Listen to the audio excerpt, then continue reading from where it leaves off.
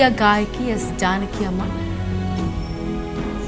ಅವರ ನಿಧನದ ನಂತರ ಒಂದು ರೀತಿ ಮನಸ್ಸಿಗೆ ಆಘಾತವನ್ನು ಉಂಟು ಮಾಡಿದೆ.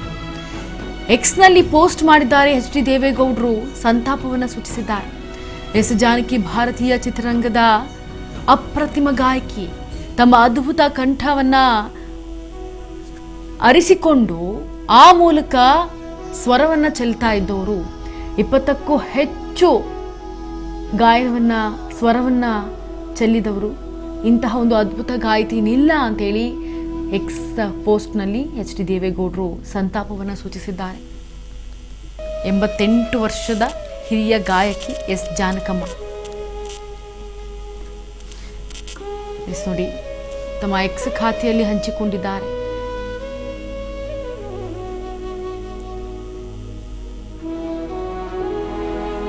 ಸದ್ಯ ನಮ್ಮ ಇಂಡಸ್ಟ್ರಿಗೆ ಇಷ್ಟು ಅದ್ಭುತವಾದ ಸ್ವರವನ್ನ ಕೊಟ್ಟಂತಹ ಗಾಯಕಿ ನಿಲ್ಲ ಅನ್ನೋದು ನಮಗೆ ಬಹಳಷ್ಟು ನೋವಾಗಿದೆ ಅಂತ ಹೇಳಿ ಎಚ್.ಡಿ. ದೇವೇಗೌಡರು ಸಂತಾಪವನ್ನ ಸೂಚಿಸ್ತಾ ಇದ್ದಾರೆ. ಇಂತಹ ಅದ್ಭುತವಾದಂತಹ ಗಾಯಕಿ ಇಹಲೋಕವನ್ನ ತ್ಯಜಿಸಿರೋದು. ಹಾಗಾಗಿ ಎಚ್.ಡಿ. ದೇವೇಗೌಡರು ತಮ್ಮ ಎಕ್ಸ್ ಖಾತೆಯಲ್ಲಿ ಸಾಮಾಜಿಕ ಜಾಲತಾಣದಲ್ಲಿ ಸಂತಾಪವನ್ನು ಸೂಚಿಸಿದ್ದಾರೆ.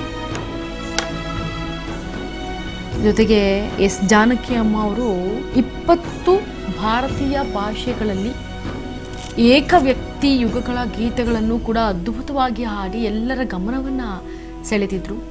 ಅಂತಹ ಒಂದು ಅದ್ಭುತವಾದಂತಹ ಕಲಾವಿದೆ, ಕಲಾ ಗಾಯಕಿ ಇವತ್ತು ನಮ್ಮನ್ನೆಲ್ಲರನ್ನು ಬಿಟ್ಟು ಕೂಡ ಅಗಲಿದ್ದಾರೆ. 88 ವರ್ಷಗಳ ಕಾಲ ಈ ಕನ್ನಡ ಇಂಡಸ್ಟ್ರಿಗಾಗಿರಬಹುದು ಅಥವಾ ತಮಿಳು, ಮಲಯಾಳಂ, ತೆಲುಗು, ಈ ಕಡೆ ಈ ಒಂದು ನೇಪಾಳ, ಜಪಾನ್ ಈ ಭಾಷೆಗಳಲ್ಲೂ ಕೂಡ ಹಾಡನ್ನು ಹಾಡಿದ್ದಾರೆ. ಇಲ್ಲೆಲ್ಲವೂ ಕೂಡ ಅವರ ಒಂದು ಕೊಡುಗೆ ಬಹಳ ಅಪಾರವಾದದ್ದು.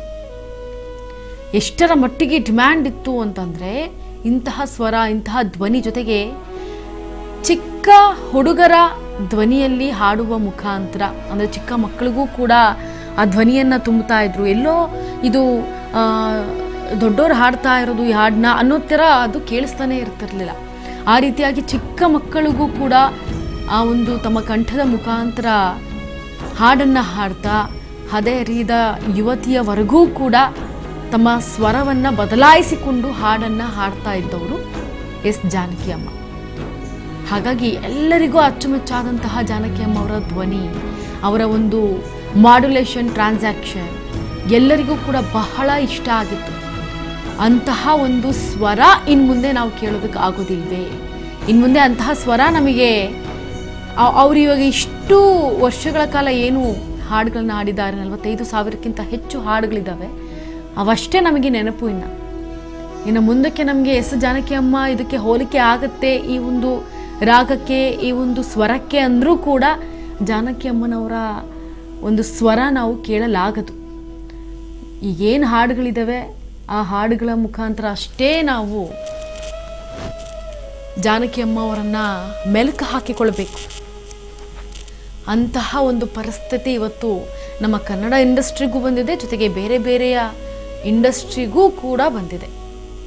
ಮಲಯಾಳಂನಲ್ಲಿ ಫಸ್ಟು ಕನ್ನಡದಲ್ಲಿ ಪ್ರಸಿದ್ಧಿಯನ್ನು ಹೊಂದಿ ವೃತ್ತಿ ಜೀವನವನ್ನು ಆರಂಭವಾಗಿ ಮಾಡ್ಕೊಳ್ತಾರೆ. ಈ ಒಂದು ಗಾಯಕಿಯಾಗಿ ತಮ್ಮ ಸ್ವರವನ್ನು ಚೆಲ್ಲುತ್ತಾ ಇದನ್ನೇ ವೃತ್ತಿ ಜೀವನವನ್ನಾಗಿ ಮಾಡ್ಕೋಬೇಕು ಅಂತೇಳಿ ವೃತ್ತಿ ಜೀವನವನ್ನು ಶುರು ಮಾಡಿದಾಗ ಕನ್ನಡದಲ್ಲಿ ಹಿಟ್ ಆಗ್ತಾರೆ.